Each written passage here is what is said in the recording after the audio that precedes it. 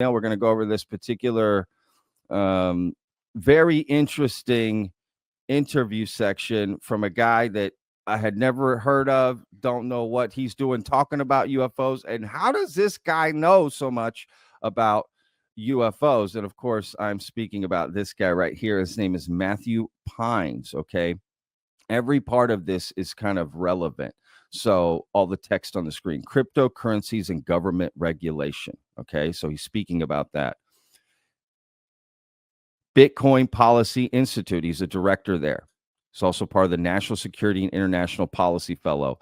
I don't know what any of that means. That's way over my head. All I know is he's big on Wall Street, big in cryptocurrency, Bitcoin especially, and he speaks on a lot of like Bitcoin podcasts and conferences and does, C-SPAN interviews like this. And he recently went on a podcast and just had all this knowledge about what's coming up with David Grush, Lou Elizondo, the UAP amendment.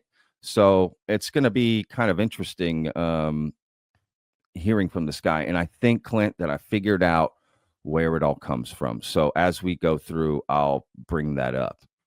Okay. Have you heard of this guy? No, this is the first I've heard of him. I was Googling him while you were talking and just trying to read as much as I could. So I'm excited. And everybody is too that's watching. Like, Matthew Pines, who is this guy? Let's find out. Right? People love a new guy in the UFO community. Tell me I'm not wrong. This guy looks like a bad guy from a Ghostbusters movie. Yeah, he looks like the guy who shows up and tells him to shut everything off. Shut it down. Shut it down. Oh man, that's hilarious. Dude. What do you do here? That's a great. I love that. All right. There's going to be a wave of public discourse that's going to start next month in August that is designed to generate such momentum to push the UAPDA across the line. So in particular, what's going to start this will be a book that's coming out by a gentleman named Lou Elizondo, who was kind of the original guy, started this all in 2017, helped get those videos out to the New York Times. He was a guy who he's a career, absolute boss inside the Pentagon. He was a member of what's called the Intelligence Support Activity, kind of like Delta Force, but would go behind enemy lines to like scout things out. He counterintelligence officer, counterterrorism officer, did a bunch of stuff, and it was tapped basically to run the sort of this UFO program inside the Pentagon in 2008. And so he's coming up with this tell-all book, basically called Imminent, in title in August.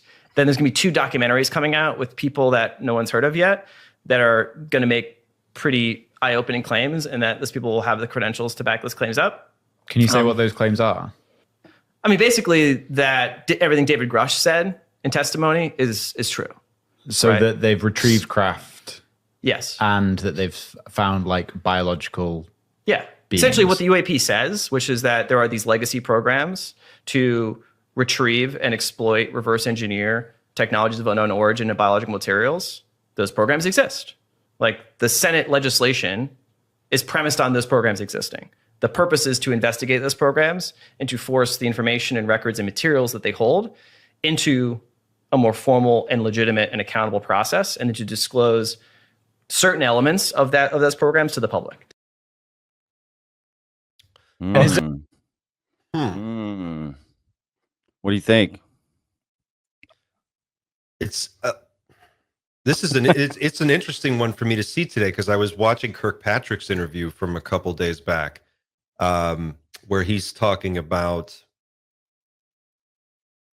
he's just explaining his whole position on the thing, which we all know, and it's like there's just these 2 competing narratives right now, and this is the other one. It's like, oh yeah, but it's coming. Like this thing is going to happen, and I've been talking about this a lot. Like this seems like it has to be building to something, right? Like this can't just go on forever. Yeah. But a lot of what he's saying is stuff that, I mean, Lou's said a lot of that stuff. I mean, it's kind of out there, but he's saying it is he getting that information? Does he have new information besides that about what's happening, or where is he getting his information from? I agree. He's saying a lot of interesting things. Look, I will say First of all, we're going to be playing 7 clips. That was number 1. Okay, so stick with Clint. Okay, I'll keep it short. No. I'm saying for people to know there's more clips. Like that wasn't the only clip I was going to play, and then we talked the rest of the time. There's more clips coming to give you more of an idea of this guy. And I think I found where he's getting his information, but I'll talk about that here in just a minute. It is interesting, pay attention to just like what he's talking about, and I'll also say at the beginning of this interview, again, links in the description, please go check it out. He gives the greatest explanation I've heard of the UAP amendment and its process, how it came together, what it's for, so well explained. I highly recommend people go check out the rest of this longer section of the podcast and the interview of this guy, because he really does explain in such a great detail, what's happening on the legislative side, which, I wanted to include it, but it was so long. So I thought, okay, well, just let you know that it's there. So you understand this guy knows things, like in the sense, like he understands what's happening with just public information, legislative side, right? So it's not like he's unaware on this topic. So that's why when I'm listening to him, okay, he clearly understands things, but where's he getting some of this other information, such as these 2 documentaries that are going to be coming out that are going to change things, right? That are credible people. There's another clip coming up later that he makes an even, more bold statement. What have you heard about any documentaries? What do you know about anything? Have you heard anything like that? Besides James Fox's? I mean, there was the one on Victor that that was supposedly in the works. I don't know if anything's happened. There was one supposedly on Bob Lazar, but it's nothing like. No, I haven't heard anything crazy. The biggest thing that I was expecting or waiting for was the David Grush op-ed piece that was rumored but never really materialized. Sure. And then, aside from that, this is news to me.